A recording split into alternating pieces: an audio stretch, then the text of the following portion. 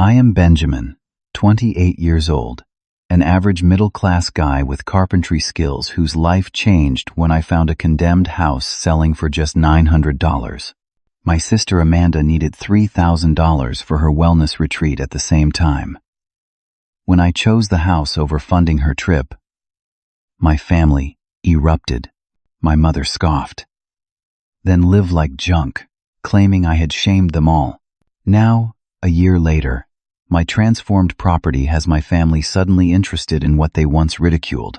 Before I tell you what happened next, let me know where you are watching from and subscribe to hear more stories of perseverance. Life before the house was stable but unremarkable. I worked as a home inspector for a local company, earning enough to pay my bills and save a little each month. The job gave me valuable insight into structural issues and building codes. Plus, I picked up carpentry skills from my grandfather during my teenage years.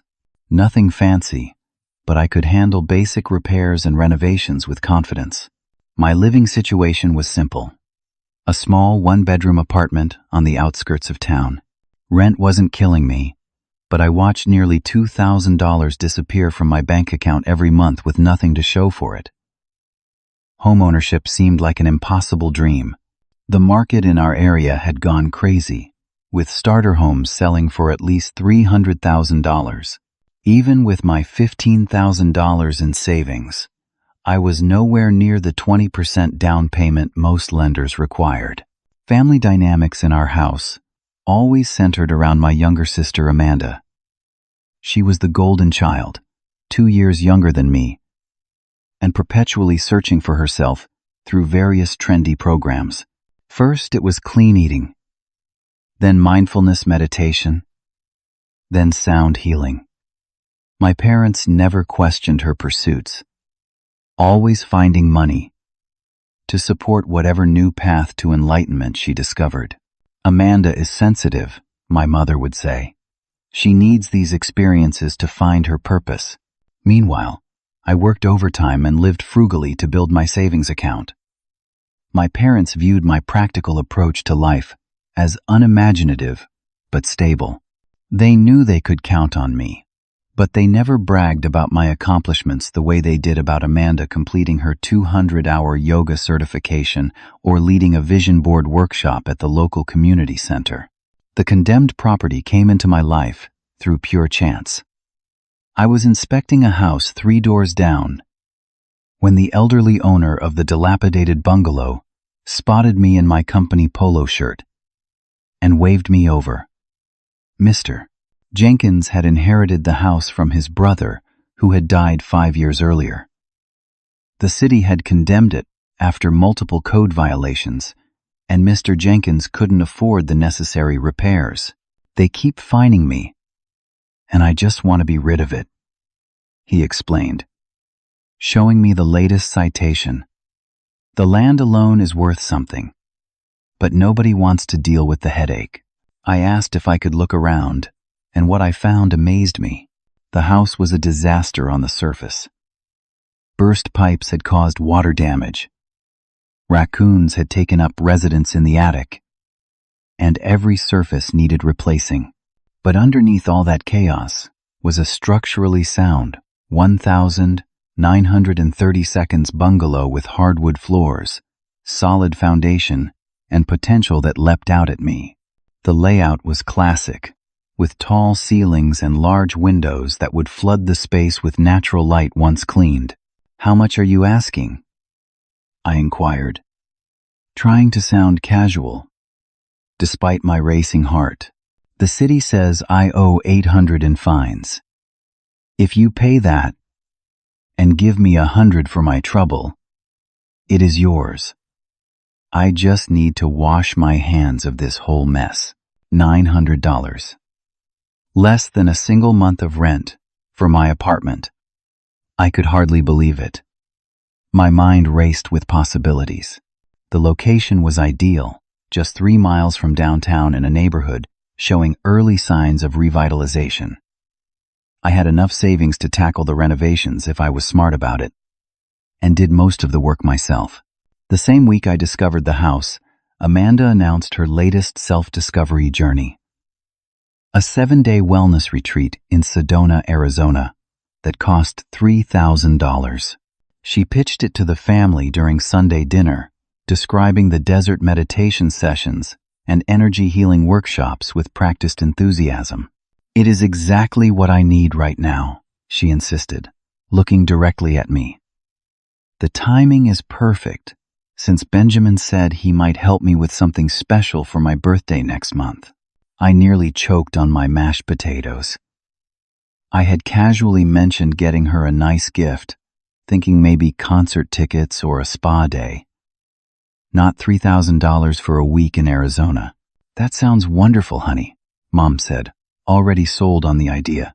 "Benjamin, isn't that perfect timing with your bonus coming up?"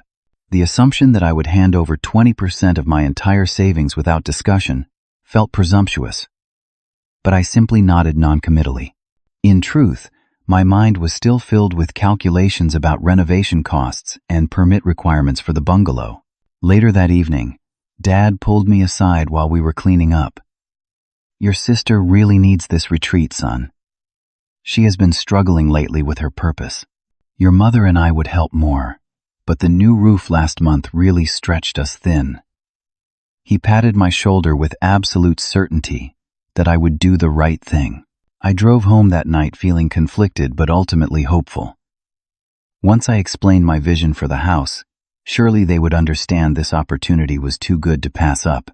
They might even be excited for me taking this step toward financial stability. I fell asleep planning how to tell them, optimistic that they would eventually support my decision. The neighborhood itself was another reason I felt so drawn to the property. Rose Hill had been a thriving middle-class area in the 1,950 that had slowly declined over decades, but was showing signs of renewal. Young families were moving in, attracted by the affordable prices and proximity to downtown. Several houses on the street had already been renovated, with gardens replacing overgrown weeds and fresh paint brightening once neglected facades. I could see myself becoming part of this community renaissance, contributing to the positive changes while building equity in a property with serious potential. Plus, the neighbors I met while inspecting nearby houses seemed friendly and community-oriented. Mrs. Ramirez across the street had lived there for 40 years and told stories about block parties and neighborhood watches from the past. "We are starting to get that feeling back," she said with genuine warmth. This wasn't just about economics for me. It was about putting down roots and creating something lasting. The fact that I could potentially do it for less than the cost of 3 months' rent made it even more appealing. The week following my discovery of the house was a whirlwind of research and planning. I pulled city records on the property, confirming there were no liens beyond the code violation fines. I researched zoning regulations and confirmed the property was correctly zoned for residential use. Most importantly, I arranged for 2 construction buddies to walk through the house with me for a second and third opinion. "The roof needs work, but not a full replacement," said Tyler, who had been roofing houses since high school. "I can help you patch the bad sections for the cost of materials." Carlos, who worked as a licensed electrician, checked the wiring. "The main panel is outdated but serviceable. You will need to rewire the kitchen and bathroom completely, but the rest just needs updating to meet code. Not cheap, but not impossible either." Their assessment confirmed my initial impression. The house needed extensive work, but had good bones.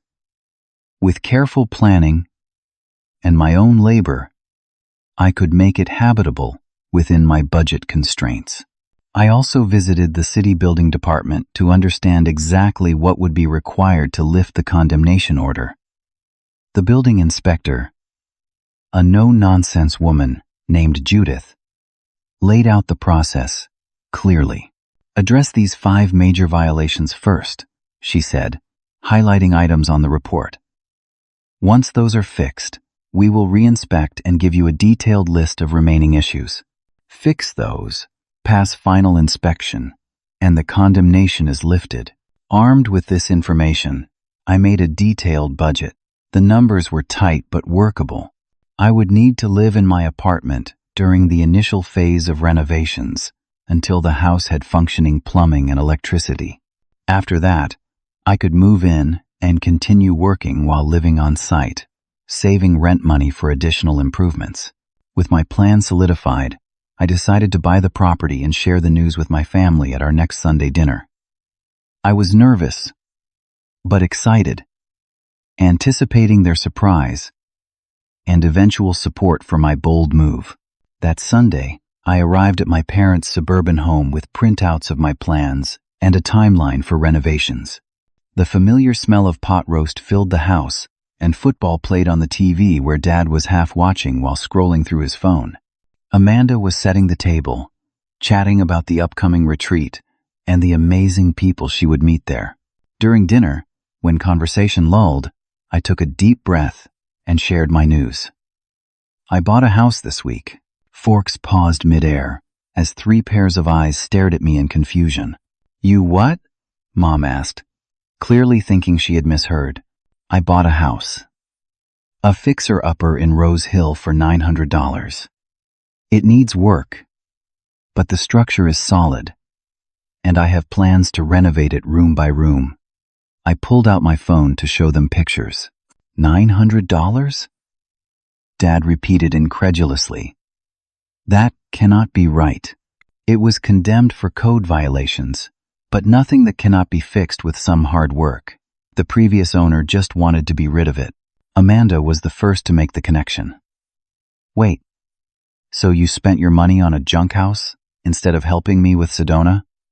Her voice held the wounded tone she had perfected since childhood. I did not spend all my money, I clarified. I still have my savings for renovations.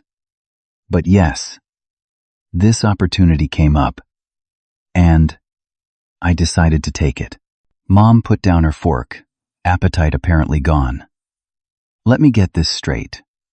Your sister needs your help with something important for her well-being, and instead, you bought a condemned building? The way she framed it made my decision sound not just selfish, but actively harmful. I tried to explain the investment potential and my vision for the property, but their expressions remained skeptical. Can I see those pictures again? Dad asked, taking my phone and zooming in on the water-damaged ceilings and peeling wallpaper. Son, this looks like a money pit, not an investment. The retreat deposit is due next week, Amanda interjected, bringing the conversation back to her needs. I told them my brother was handling it. The accusation in her voice was unmistakable. I never actually agreed to pay for that. I reminded her gently. I said I would get you something nice for your birthday, but $3,000 is more than I can afford right now, especially with this project. Amanda pushed her chair back from the table, tears welling in her eyes. You know how much this means to me. This is about my future, my well-being. But you would rather spend your money on a pile of garbage than help your own sister? That is not fair, I protested, feeling my chest tighten. This house is my future too, my chance to build equity instead of throwing money away on rent. Benjamin. Mom interjected with the tone that brooked no argument. Your sister is trying to improve herself, to find her path. This retreat could be life-changing for her. Your father and I taught you to support family first. I am trying to support myself, I argued back, frustration mounting. This is a once-in-a-lifetime opportunity. Property in that neighborhood is already starting to appreciate, so your sister should just give up on her dreams because you found a condemned shack? Dad asked, his disapproval evident. The conversation spiraled from there, with Amanda crying quietly while my parents questioned my judgment and priorities. No matter how I tried to explain the financial logic or the potential of the property, they could not see past what they viewed as my selfishness in not helping Amanda. "I thought you would be happy for me," I finally said, voice strained with disappointment. "This is my first step toward real financial independence. Independence at the expense of your sister's growth." Mom replied coldly, "That is not something to celebrate." I left their house that evening feeling deflated and misunderstood.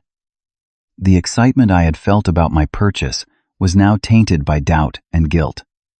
Had I made a terrible mistake? Was I being selfish? The next day, I drove to the property, now officially mine after signing the paperwork and paying Mr. Jenkins.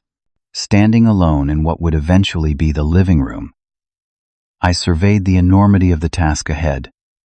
Plaster crumbled from the ceiling, revealing wooden lath underneath. The hardwood floors were hidden under layers of linoleum and carpet. The kitchen had cabinets from the 1972 hanging precariously from water-damaged walls. For a moment, panic seized me. What had I gotten myself into? Maybe my parents were right. Maybe this was just a junk house that would drain my savings and leave me with nothing. The magnitude of work required suddenly seemed overwhelming. I sat on an overturned bucket and put my head in my hands. The property was eerily quiet, except for the occasional drip from a leaky pipe somewhere in the walls. This would be my home someday, but right now it felt more like a mistake taking physical form around me. Then I noticed something I had missed during previous visits. Sunlight was streaming through the grimy windows in a particular way, illuminating the original crown molding that ran along the ceiling. Despite years of neglect, the craftsmanship was still evident. Someone had built this house with care and attention to detail. They had created something beautiful that had stood for nearly a century. I could do the same. I could restore this place to its former glory and create something lasting in the process.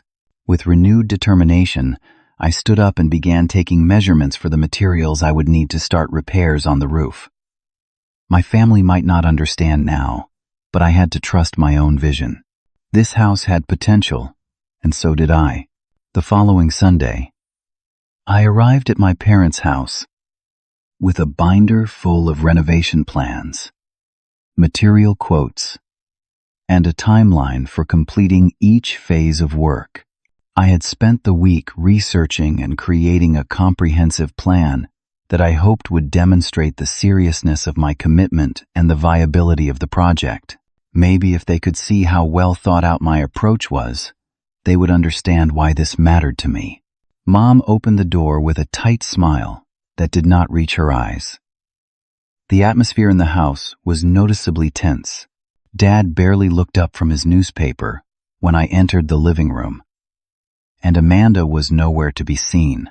"Where is Amanda?" I asked, setting my binder on the coffee table. "She is in her room," Mom replied. "She has been upset all week about the retreat. The deadline for the deposit passed yesterday." Guilt twisted in my stomach, despite my conviction that I had made the right choice for my own future. "I brought my renovation plans to show you all," I offered, trying to change the subject to something more positive. "I think you will be impressed with how much value I can add to the property." Dad finally lowered his newspaper. "Son, nobody wants to see plans for your mistake." His words stung, but I persisted, opening the binder to the before photos alongside professional renderings of what each space could become. "Look, the original hardwood floors are intact under the carpet, and the archway between the living room and dining room is a classic feature from that era. Once I strip away the later additions, the house will have tons of character." Mom glanced at the pages with obvious disdain. "So you will live like junk to prove a point? Is that your plan?" "I am not living like junk," I protested. "I am investing sweat equity into a property with enormous potential. People pay hundreds of thousands of dollars for houses with the bones this one has." "Then why did you only pay $900? Dad countered. If it is such a great opportunity, why was no one else jumping at it? Because most people do not want to put in the work, I explained. They want move-in-ready homes. But the profit margin comes from doing the work yourself. Amanda chose that moment to appear, her eyes red from crying. She looked at my open binder and scoffed visibly. Great. You are showing off your precious garbage house while my once-in-a-lifetime opportunity is gone. I am sorry about the retreat, I said sincerely. But this was my money to decide how to spend. What about family obligations? Dad interjected, his voice rising. Your sister needed your support for her real future. What kind of future do you think you are building in a condemned house? A financial future, I replied, trying to keep my voice level. Real estate is one of the most reliable paths to building wealth. Some people only care about money instead of their sister's well-being, Amanda said pointedly, collapsing dramatically into an armchair. Mom nodded in agreement. Family should come first, Benjamin. We raised you better than this. I felt my patience fraying. I am thinking about my family. My future family. Someday, I want to have a home to pass down to my children. A solid asset instead of years of rent receipts. So, your hypothetical future family is more important than your real sister right now? Dad demanded.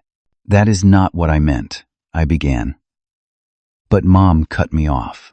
Your poor decision reflects badly on all of us, she said sharply. What will people think when they hear our son is living in a condemned building instead of a proper home? It will not be condemned for long, I insisted. I already have the permits to begin work on the major violations. The neighbors already think we failed as parents because Amanda had to cancel her retreat, Dad added, as if I had not spoken. She told the yoga studio the deposit fell through because of family issues. I stared at them incredulously. You are worried about what the neighbors think? What about supporting my dreams? My independence? Real independence would be making enough money to afford a real house and still help your sister, Mom replied coldly. Look, son. Dad leaned forward, his tone shifting to one of ultimatum. If you sell that property now, you might still recover your $900. Use that money to help Amanda with a partial scholarship to the next retreat session, and we can put this whole mistake behind us. I closed my binder slowly, the weight of their disapproval pressing down on me. I am not selling the house. This is my choice, my investment, my future. Mom's expression hardened. Then you have chosen a pile of junk over your family. That is not fair, I protested, anger finally breaking through. Why is Amanda's retreat more important than my goals? Why does she always come first? Because she is trying to better herself. Mom shouted, losing her composure. What are you doing? Playing handyman in a rat-infested building to prove you know better than everyone else? I think you should leave, Dad said quietly, his disappointment evident in every syllable. Until you make things right with your sister, perhaps it is better if you give us some space. Are you serious? I asked, looking between them in disbelief. You are kicking me out because I would not give Amanda $3,000? We are asking you to leave because you have shamed this family with your selfishness, Mom clarified, standing to indicate the conversation was over. When you are ready to make amends and support your sister properly, you can come back. I gathered my binder with shaking hands and walked out without another word, the door closing firmly behind me. In my car, I sat in stunned silence, unable to process what had just happened. My own family had essentially disowned me over a financial decision that affected no one but myself. The following weeks were a blur of emotional turmoil and physical labor.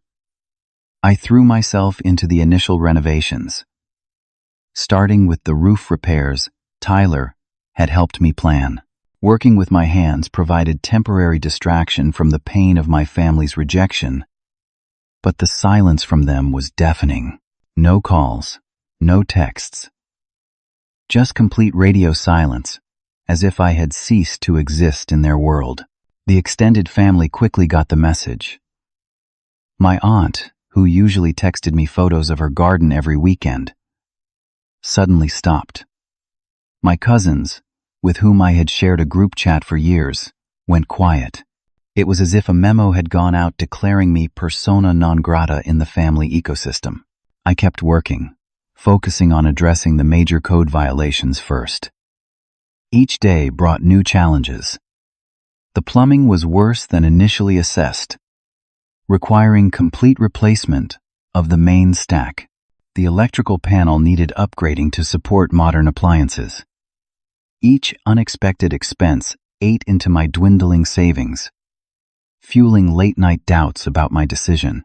One evening, after a particularly difficult day dealing with rusted pipe fittings that refused to budge, I received a friend request from an old high school acquaintance who happened to be friends with Amanda.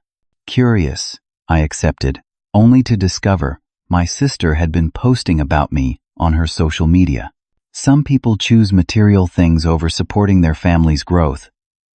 Read one passive-aggressive post. So grateful for parents who understand the importance of spiritual development.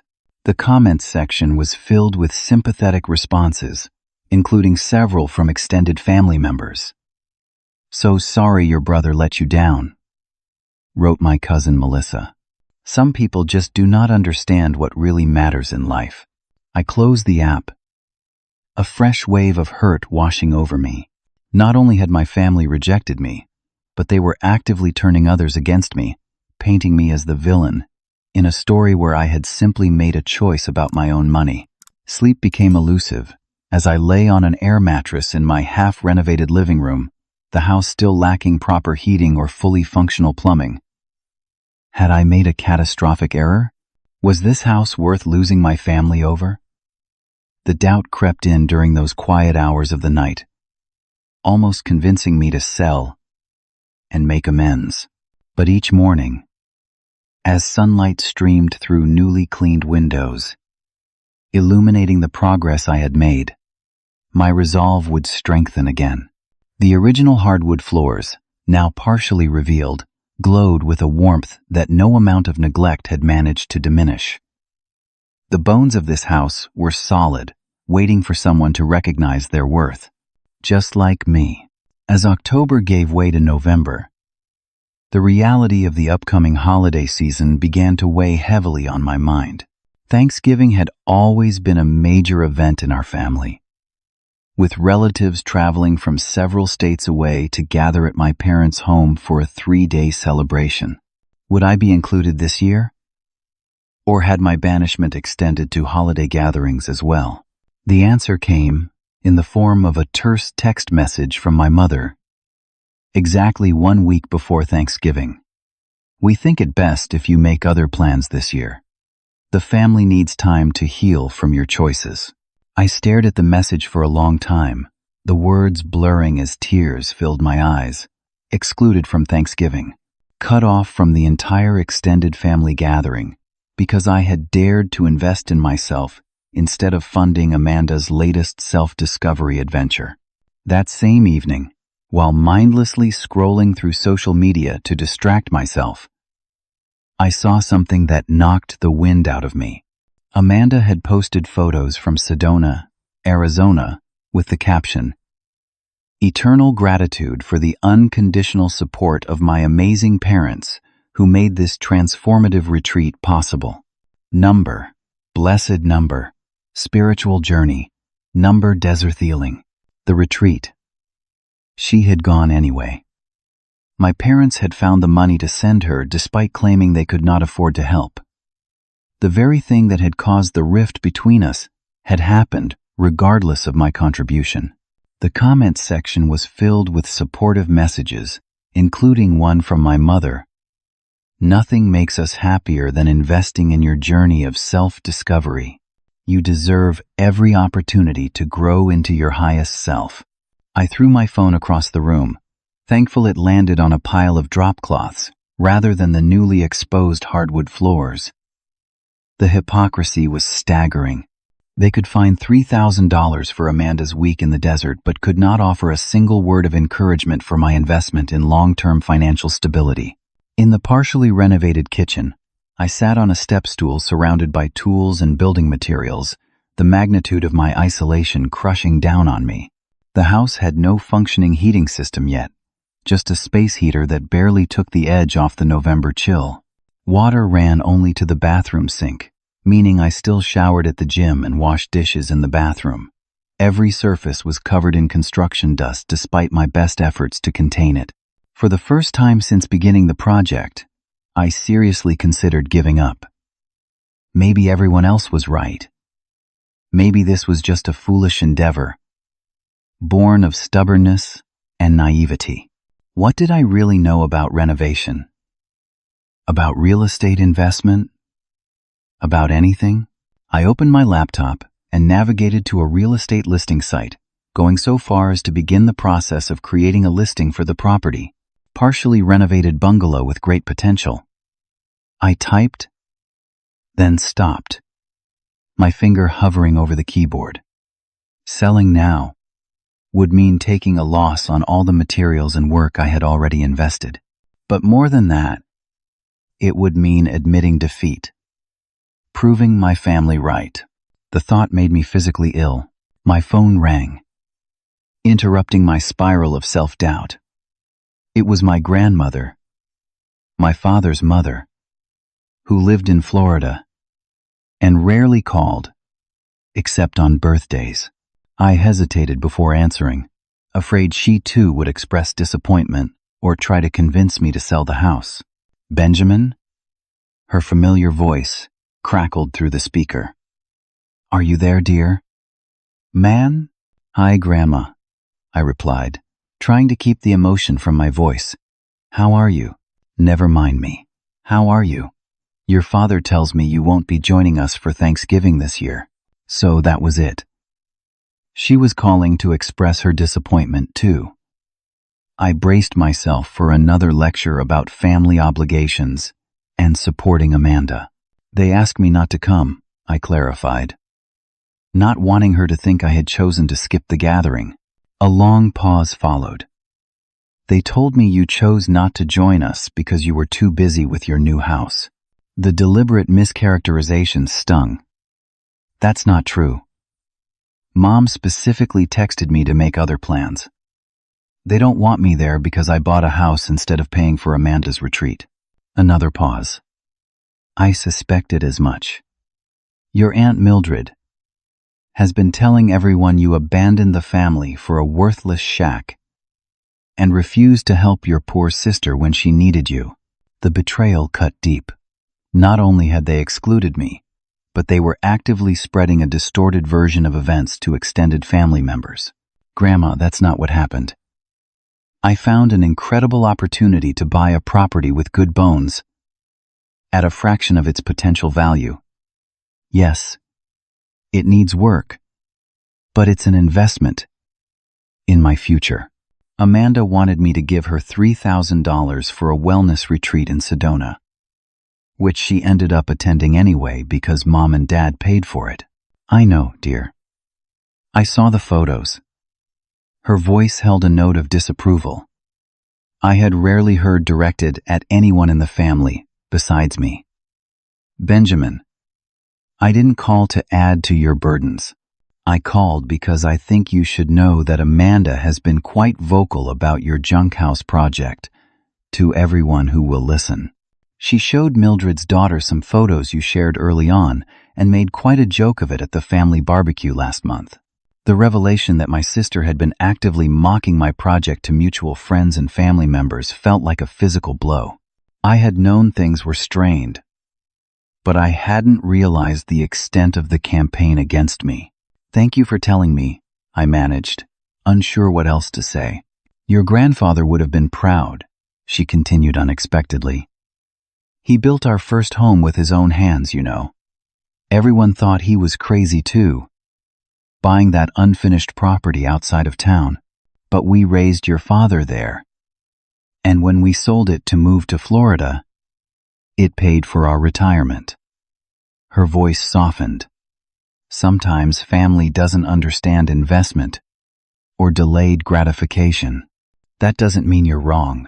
Her words were a lifeline thrown to a drowning man. Someone in the family understood. Someone saw value in what I was trying to accomplish. After we hung up, I deleted the draft listing for the house and closed my laptop.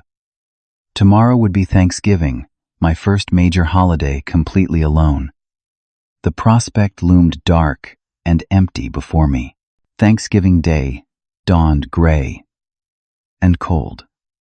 I woke on my air mattress, the space heater having switched off sometime during the night. My breath formed small clouds in the chilly air as I made my way to the bathroom to splash water on my face. For breakfast, I ate a protein bar while sitting on the front porch steps, watching neighbors load dishes into cars as they prepared to visit family for the holiday. Mrs. Ramirez waved as she left with her grandchildren, calling out an invitation to join them that I politely declined. I couldn't bear the thought of being someone's charity case for the holiday. By afternoon, I had ordered Chinese takeout from the only restaurant open in town and set up a folding table in what would eventually be my dining room. I arranged my meal on a paper plate, surrounded by sawdust and paint samples, the stark contrast between my current reality and the warm family gathering happening without me too painful to dwell on. As I ate sweet and sour chicken straight from the carton, my phone buzzed with notifications. Amanda was posting live updates from the family Thanksgiving, carefully composed photos of smiling relatives gathered around my mother's perfectly set table. The turkey, the stuffing, the pumpkin pie, all the traditions I had been excluded from, captured in high definition and shared with the world. So grateful for family who show up and support each other through everything. Read the caption on a group photo where the empty space I would normally occupy was conspicuously filled by my cousin's new boyfriend. I had been replaced. Erased. As if I had never existed in the family narrative. I shut off my phone and tried to focus on eating.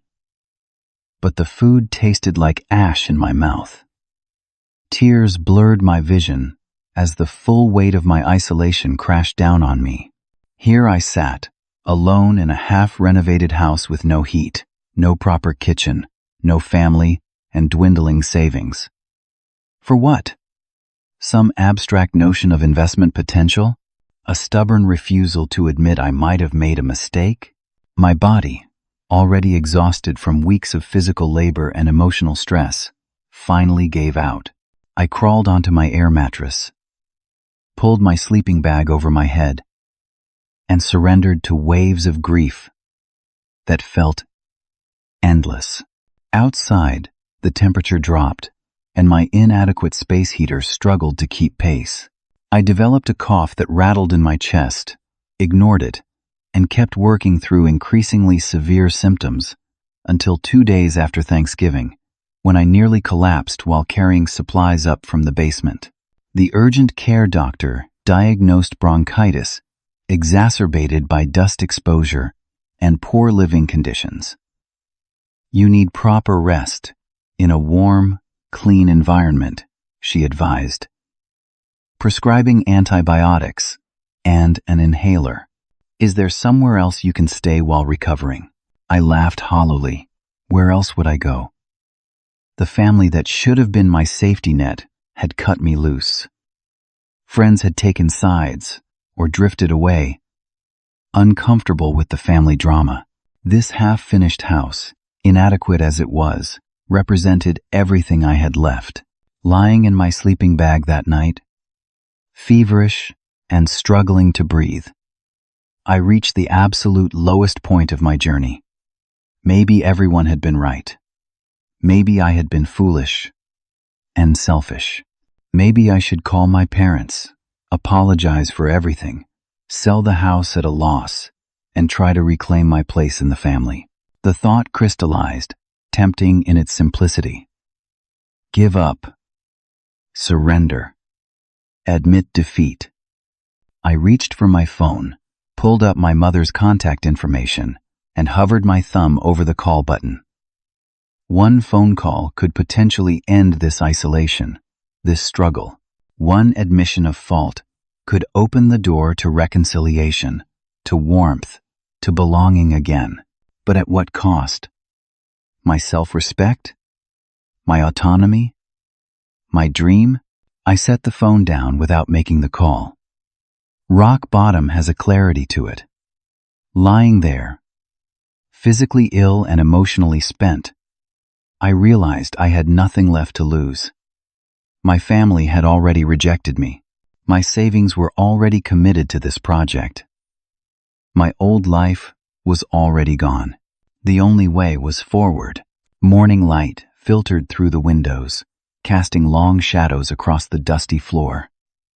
I sat up, my chest still tight with congestion, but my mind clearer than it had been in weeks. The moment of crisis had passed, leaving in its wake a strange sense of calm and purpose. I reached for a notebook and began to write, not allowing myself to second-guess or hesitate. First, a comprehensive renovation plan with clear phases and milestones. No more haphazard approach, jumping from task to task as motivation struck. I needed structure and measurable progress. Phase 1. Essential systems, electrical, plumbing, heating. Phase 2.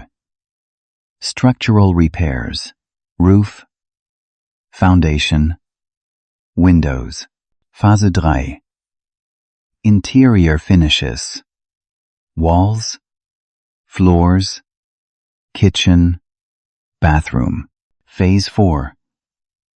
Exterior and landscaping.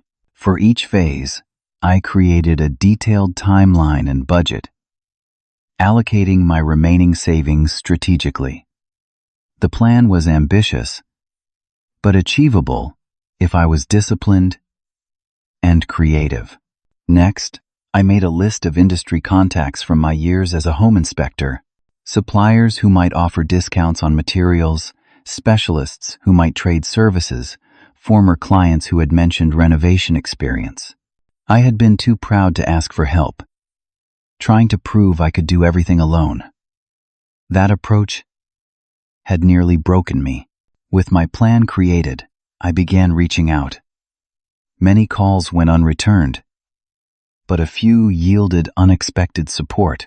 Tyler, my roofing friend, not only agreed to help with the remaining roof repairs, but introduced me to a plumber who had surplus fixtures from a canceled hotel renovation. Carlos, the electrician, offered to supervise my electrical work on weekends in exchange for help with his website design. Small victories accumulated. The heating system was repaired and passed inspection, filling the house with blessed warmth for the first time. The main bathroom became fully functional, eliminating my need for gym showers. The electrical panel was upgraded, allowing for proper lighting throughout the house. As physical conditions improved, I found myself connecting with neighbors in unexpected ways. Mrs. Ramirez brought homemade soup during my recovery from bronchitis. The young couple restoring a Victorian 2 doors down stopped by to introduce themselves and exchange renovation tips. The retired contractor across the street offered the use of his professional-grade tools to anyone brave enough to take on that old Jenkins place. I discovered a community forming around me, people who saw value in restoration and preservation rather than ridicule and contempt. They appreciated the extra hours I spent carefully stripping multiple layers of paint from the original trim instead of simply replacing it. They nodded in understanding when I explained the importance of maintaining the historical character while updating the functionality. Online forums and local workshops became sources of both information and connection. I joined a historic home renovation group that met monthly at the library, sharing challenges and solutions with others on similar journeys. Through these connections, I learned advanced techniques for plaster repair and refinishing hardwood floors that saved thousands in potential contractor costs. The physical labor remained demanding, but I found rhythm in the routine. Wake at 5, work on the house until it was time to leave for my inspection job, return and work until exhaustion demanded sleep. Weekends were fully dedicated to tackling larger projects that required uninterrupted focus. The work became meditative, each completed task a small victory in a larger campaign. One particularly satisfying milestone came when the electrical work passed inspection. The city official, who had initially been skeptical, reviewed my handiwork with raised eyebrows. "Licensed electrician do this work?" he asked, examining the neatly organized panel. "I did it myself, under supervision," I explained. "Studied the code requirements and had a professional check my work." He made notes on his clipboard. "Clean installation. Better than some pros I've seen. You've got skills, young man." His simple acknowledgement of my competence meant more than he could possibly know. After months of being told I was making a mistake, having an expert validate my work felt like vindication. As Christmas approached, I received a text from my mother. "Family gathering on the 25th. Your sister would love to see you there." No apology. No acknowledgement of the pain they had caused.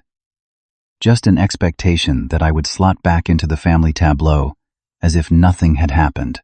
The request came with unstated conditions. Don't mention the house. Don't upset Amanda. Pretend the last several months of estrangement never occurred. I stared at the message for a long time before composing my response. "Thank you for the invitation. I have made other plans this year." Simple, polite, firm. The boundary setting felt uncomfortable but necessary. Rejoining family gatherings on their terms would mean surrendering the autonomy I had fought so hard to establish.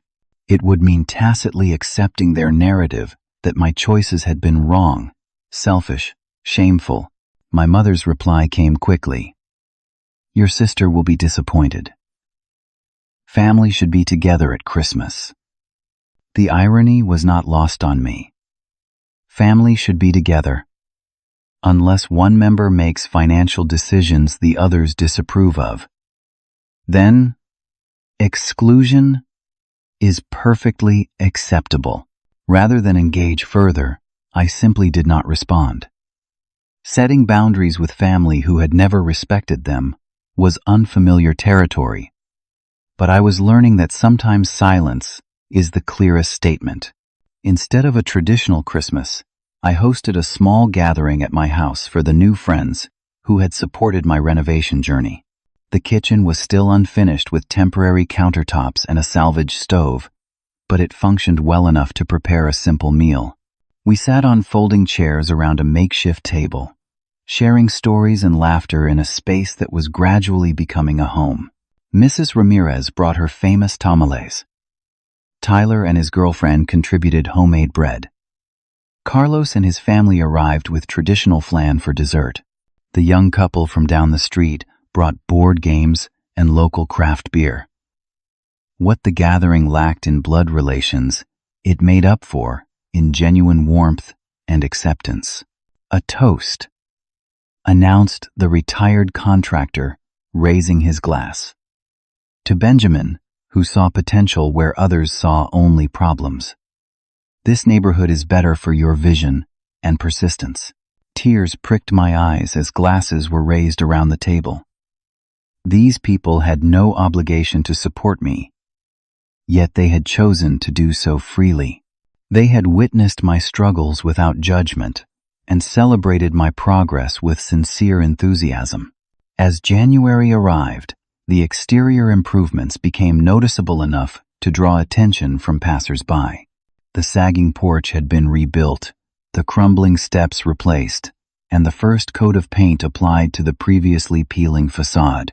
The yard, once overgrown with weeds and scattered with debris, had been cleared and prepared for spring planting. "Your place is looking good," called a jogger I did not recognize.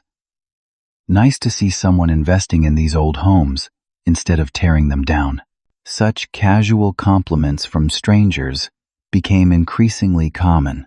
The local hardware store owner, who had watched my daily purchases evolve from emergency repairs to finishing touches, remarked on the transformation one day while ringing up my paint supplies.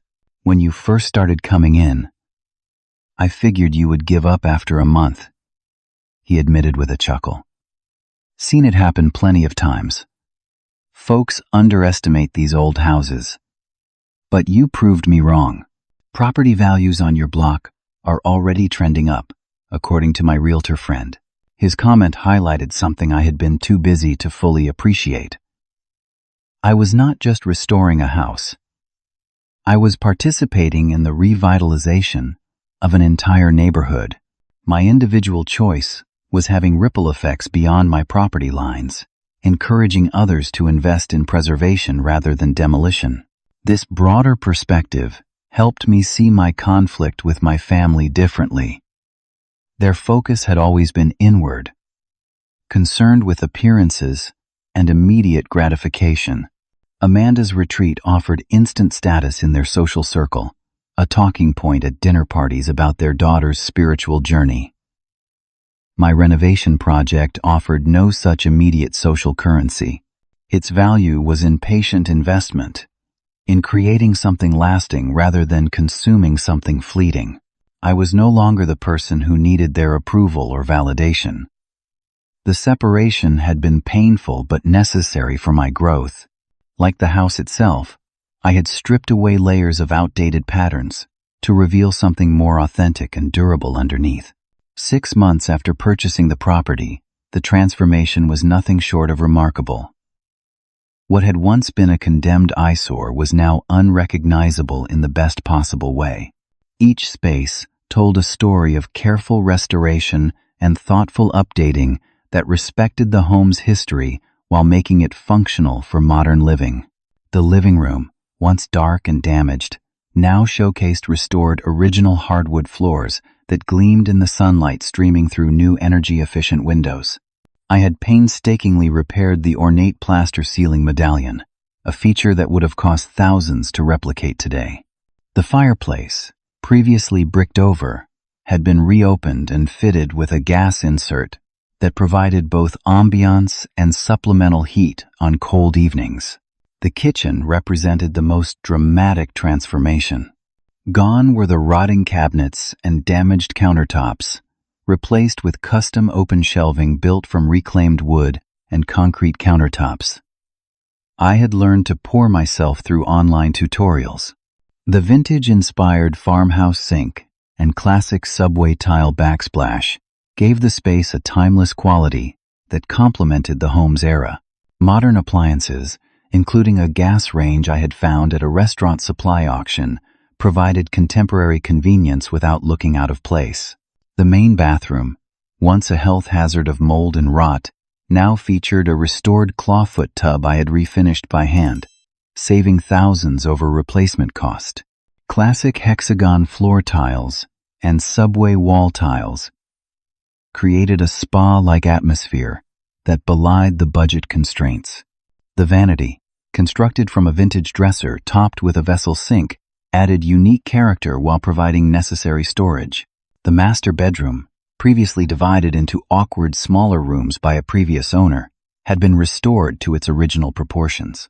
The newly exposed ceiling beams added architectural interest, while carefully repaired plaster walls provided a clean canvas for simple, elegant furnishings found at estate sales and thrift stores. The second bedroom had been converted into a home office that could double as guest quarters when needed. Built-in bookshelves maximized the space, while a restored window seat created a cozy reading nook overlooking the front garden. Perhaps most significant was the previously unfinished basement, which I had converted into a separate studio apartment with its own entrance. This space, with a kitchenette, full bathroom, and living divided by sleeping area, would provide rental income to help cover the mortgage and build additional equity. The exterior transformation was equally impressive. Fresh paint in historically appropriate colors highlighted the architectural details that had been obscured by years of neglect. The front porch, rebuilt with care, now featured a classic swing and potted plants that created an inviting entry. The yard, once barren, now boasted native plantings that required minimal maintenance while providing four-season interest. When the city inspector arrived for the final review to lift the condemnation order, her expression as she toured the property was worth every moment of struggle and doubt. "I have been doing this job for 20 years, she said, making notes on her clipboard, "and this is one of the most impressive transformations I have seen, especially as an owner-occupied renovation. You have not only met code requirements but exceeded them in most areas." The official appraisal, required by the bank for the small mortgage I had taken out to complete the final phases, valued the property at $180,000, from a $900 investment to a six-figure asset in 6 months. The appraiser noted that similar properties in the neighborhood were selling for even more as the area continued to gentrify, suggesting my equity would likely continue to grow. The local newspaper featured my renovation in a special section about neighborhood revitalization, complete with before and after photos and an interview about my experience. The reporter seemed particularly interested in the financial aspects of the project. "So your total investment, including purchase price and all renovations, was approximately how much?" she asked, recorder in hand. "Just under $35,000, I replied, still amazed at the figure myself. I saved substantially by doing most of the labor myself and sourcing materials creatively. Retail cost for the same renovation would have been well over $100,000, and the current appraised value is $180,000? That is quite a return on investment." I nodded, trying not to appear boastful. "The rental income from the basement apartment will cover most of my monthly expenses too, allowing me to save for the next project." The article, when published, generated significant interest in the neighborhood and led to several inquiries from people interested in pursuing similar renovations. A local real estate investor even approached me about consulting on future projects, impressed by the quality of work and financial savvy demonstrated in my renovation. My professional life evolved alongside the house. My employer, noting my expanded skills and the positive publicity from the newspaper feature, offered me a promotion to senior inspector with a substantial salary increase. Additionally, I began receiving requests to consult on renovation projects, creating a promising side business that could potentially grow into a full-time enterprise. The new social circle that had formed around the renovation project continued to expand, filled with people who shared my values of preservation, craftsmanship, and community investment. Weekend cookouts in the backyard became regular events, with neighbors stopping by to admire progress and share stories about the neighborhood's history and future. This growing network provided not just friendship but practical support and opportunities. When the couple down the street decided to start a neighborhood association focused on historic preservation, they asked me to serve on the initial board. The hardware store owner recommended me to a friend looking for renovation consulting. The retired contractor introduced me to a local architecture firm seeking part-time project managers with hands-on experience. My life had expanded in ways I could never have anticipated when I first put down $900 for a condemned property. I had gained not just a home and financial asset, but skills, confidence, and community. Throughout this transformation, I had maintained minimal contact with my family. My parents occasionally sent generic text messages about family events, always phrased as expectations rather than invitations. Amanda continued her social media campaign, though the tone had shifted from outright mockery to subtle digs about materialism and some people's focus on appearances. I neither responded to these provocations nor publicized my success to family members.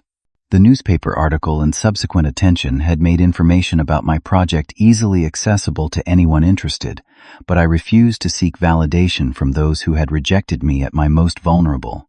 Instead, I focused on documenting the transformation through my own private channels. I maintained a detailed journal of the renovation process, complete with before, during, and after photographs of each phase.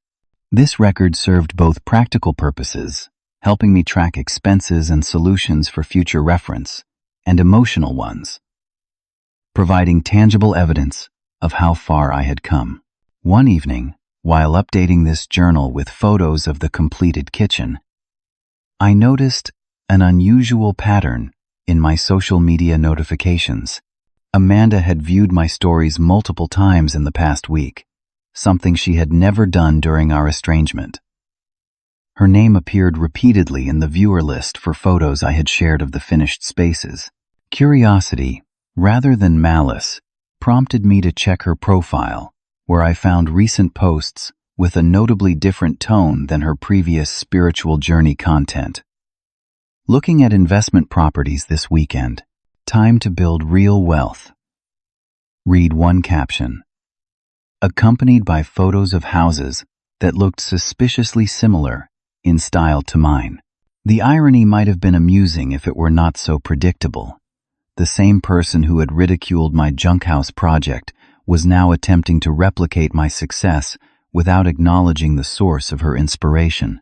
The sister who had valued a week-long retreat over long-term investment was suddenly interested in real estate after seeing the fruits of my labor.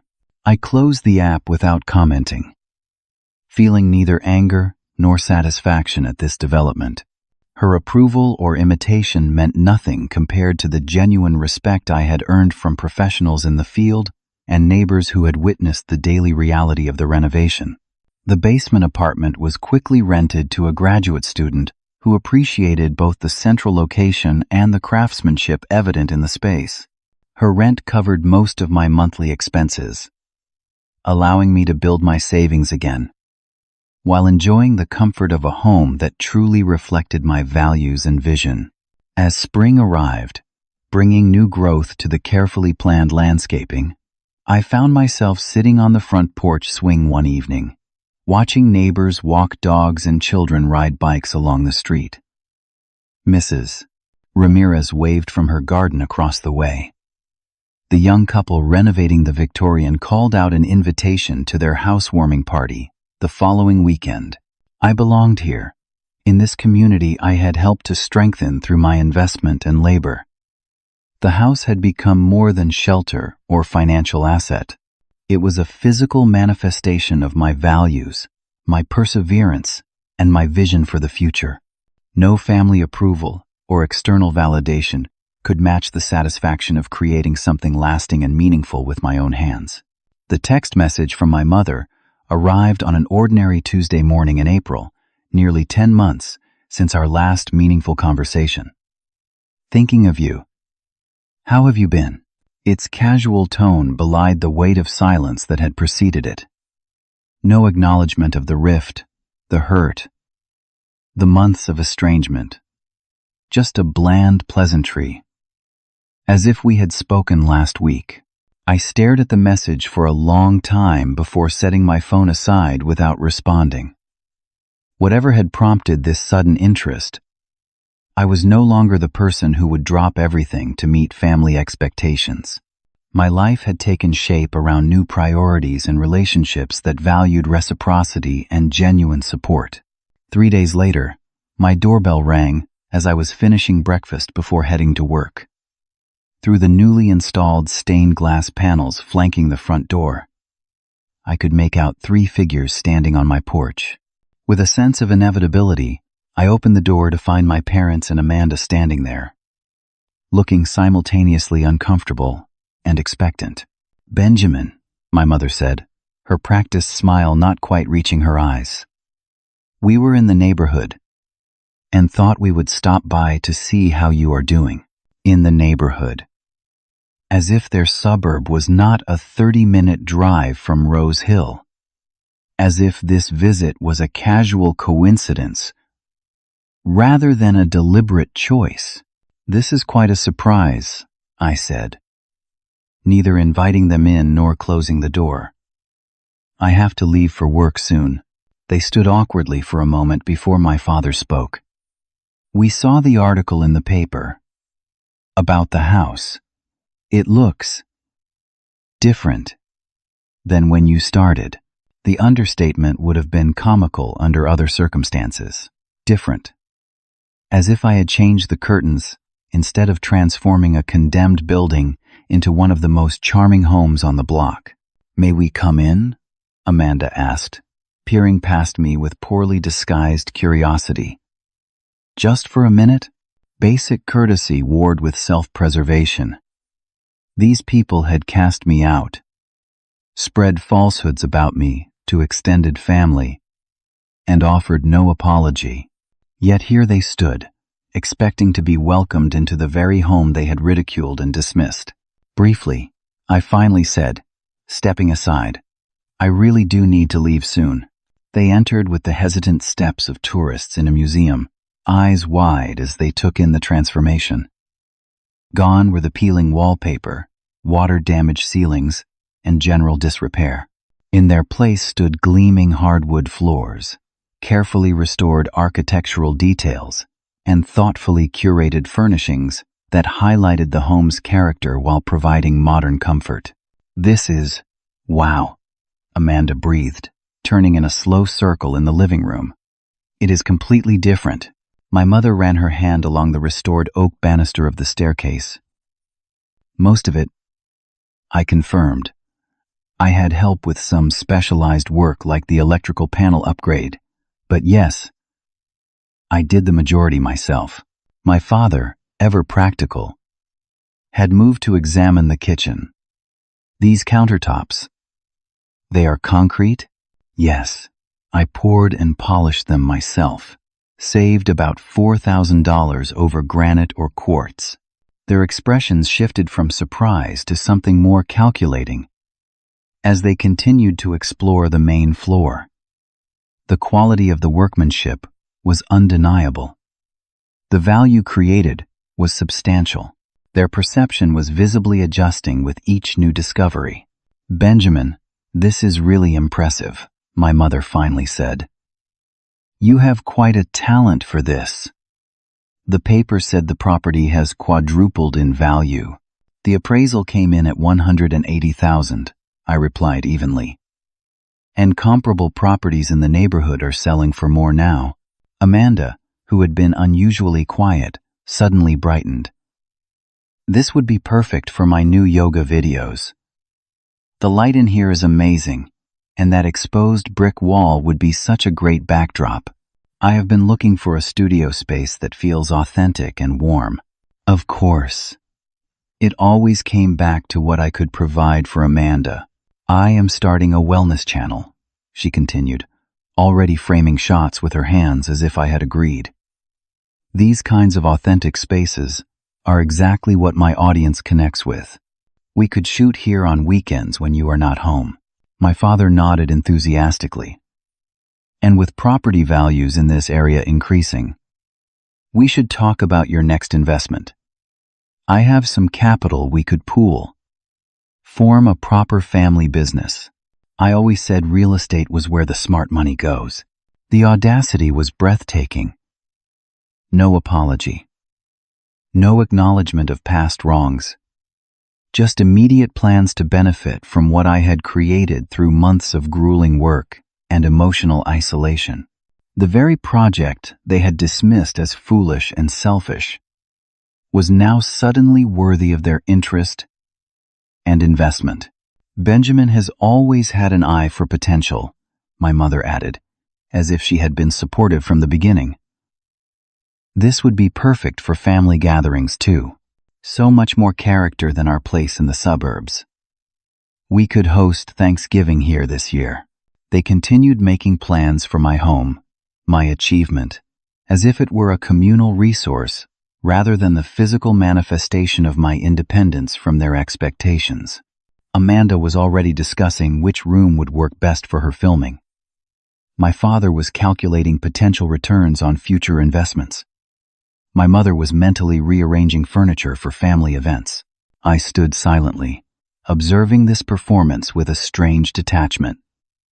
10 months ago, their approval would have meant everything. Now it felt hollow, opportunistic, and far too late. I need to get ready for work, I said finally, interrupting their planning. And I think we need to have a different conversation before discussing any of those ideas. They paused, exchanging glances. What kind of conversation? My father asked. One about what happened last year, about being told I was shaming the family by buying this house, about being excluded from family gatherings, about Amanda making fun of my project to extended family and friends. The atmosphere shifted instantly. My mother's smile tightened. That is all in the past, Benjamin. Families have disagreements. The important thing is moving forward positively. Moving forward requires acknowledgement of what happened. I countered calmly. You kicked me out of the family for making a financial decision about my own money. You told everyone I abandoned you for a worthless shack. Amanda rolled her eyes. You are being so dramatic. It was just a little family tension. And I never made fun of your project. The lie came easily to her lips, despite the evidence I had seen with my own eyes.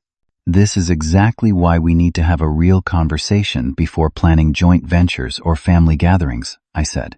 There has been no accountability, no recognition of how your actions affected me during one of the most challenging periods of my life. My father sighed impatiently. Son, in business, you have to let bygones be bygones. We are offering you an opportunity here. My investment contacts combined with your renovation skills could be quite lucrative. This is not about business, I replied. This is about respect and boundaries. I built this home and my new life without your support or encouragement. I am not interested in partnerships or arrangements that do not acknowledge that reality. My mother's expression hardened into the familiar disapproval I had grown up with. I see you are still holding grudges. After we made the effort to come here and reconnect, you came here after seeing the newspaper article about the increased property value, I corrected her. Not during the months I was working 16-hour days with bronchitis. Not when I spent Thanksgiving alone. You came when there was something to gain. The truth landed heavily in the room. No one spoke for several seconds. We should go, my father finally said. His tone clipped. Clearly, Benjamin needs more time to get past his resentments. They moved toward the door. Their earlier enthusiasm evaporated in the face of accountability. As they reached the threshold, I spoke one last time. I am open to rebuilding our relationship, but it needs to be on new terms. Terms that include respect for my choices and recognition of past hurt. When you are ready for that conversation, you know where to find me. My mother paused, turning back with an expression that mingled offense and dawning realization. For a moment, I thought she might actually engage with what I had said. Instead, she straightened her shoulders and nodded stiffly. We will give you space until you are feeling more generous. After they left, I sat on my front porch, processing the encounter. Their visit had clarified something important. I was no longer defined by their approval or acceptance. The person who had craved their validation had been transformed along with the house, rebuilt on a stronger foundation of self-trust and clear boundaries.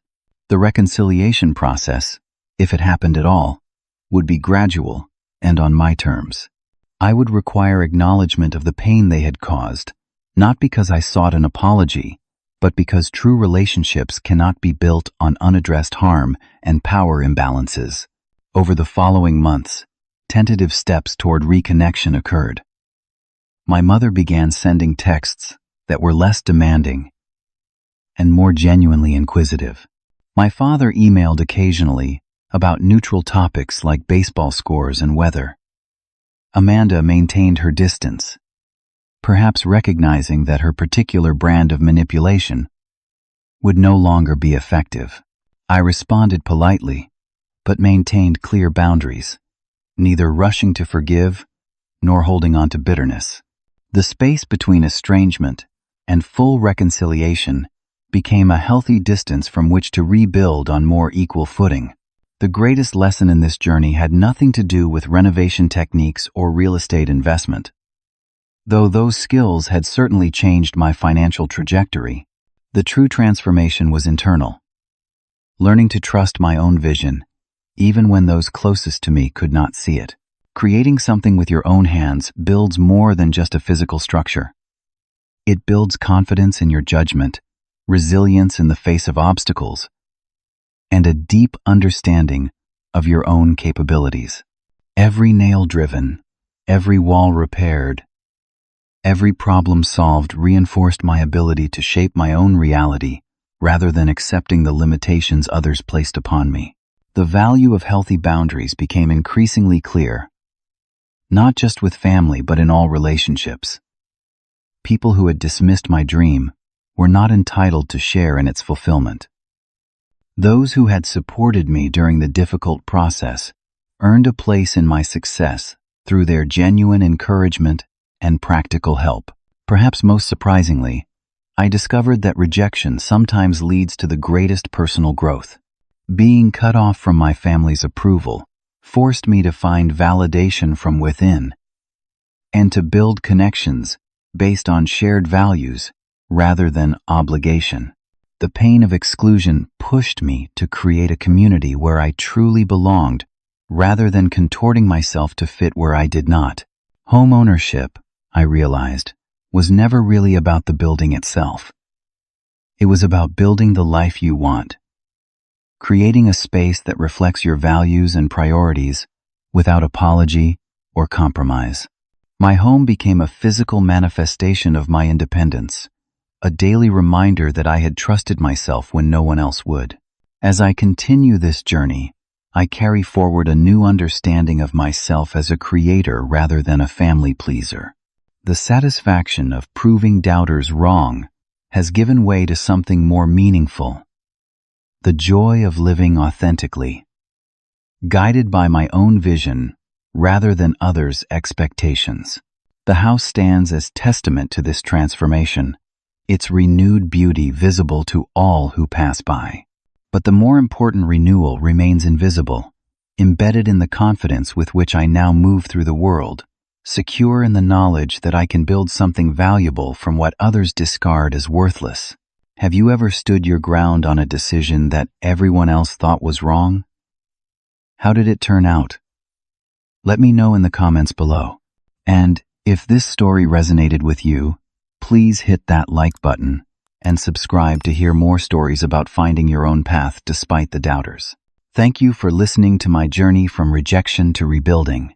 And remember that sometimes the most beautiful transformations begin with seeing value where others see only problems. Share this with someone who might need encouragement to trust their vision today.